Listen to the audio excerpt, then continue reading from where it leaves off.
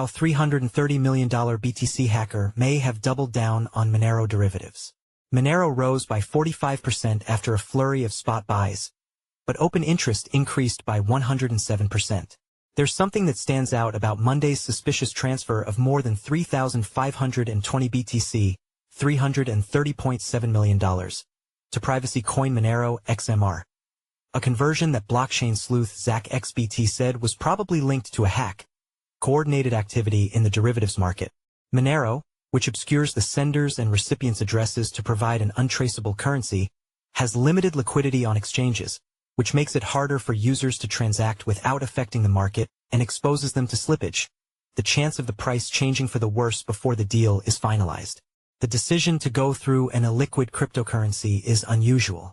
Tether's USDT or Ether, ETH, would have provided an easier, less slippage-prone way of moving the funds about, and mixers such as Tornado Cash could help obscure the transaction path. Of course, stablecoins like USDT are also easier to intercept and freeze. Trading data, however, suggests there was more going on than a simple case of someone trying to launder stolen funds. The possible hacker very likely did encounter slippage during the transaction. Combined market depth, which measures order book liquidity over a given price range, was relatively low at around $1 million per 2% on both sides of the book. XRM surged by 45% due to the limited liquidity on exchanges, meaning they could have lost as much as 20%, $66 million, by purchasing XMR rather than a more liquid token. For a more complete picture, take a look at derivative markets. While Monero was surging, open interest, the number of outstanding futures and options contracts in XMR on the main centralized exchanges more than doubled to $35.1 million, according to Coinalyze. A 45% rise in XMR's price should have boosted open interest only to $24.2 million instead of the figure it ended up at. Taking into account the $1 million in liquidations, someone or some people were already long on XMR to the tune of $11 million. While the price increase on that holding wouldn't have compensated for the full amount of slippage, it would help soften the blow.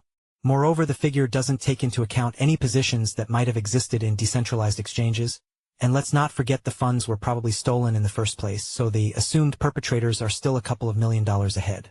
This is not the first time bad actors have flooded spot purchases to move the derivative needle. Last month, a trader manipulated jelly prices on decentralized exchange Hyperliquid.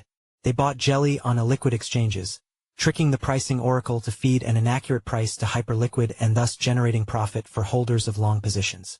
Both cases draw similarities to the $114 million exploit on Mango markets in 2022, which involved a trader named Avi Eisenberg manipulating MNGO prices by borrowing assets using ill-gotten gains as collateral.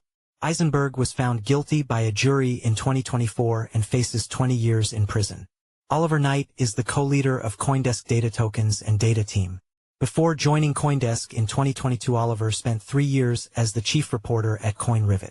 He first started investing in Bitcoin in 2013 and spent a period of his career working at a market-making firm in the UK. He does not currently have any crypto holdings.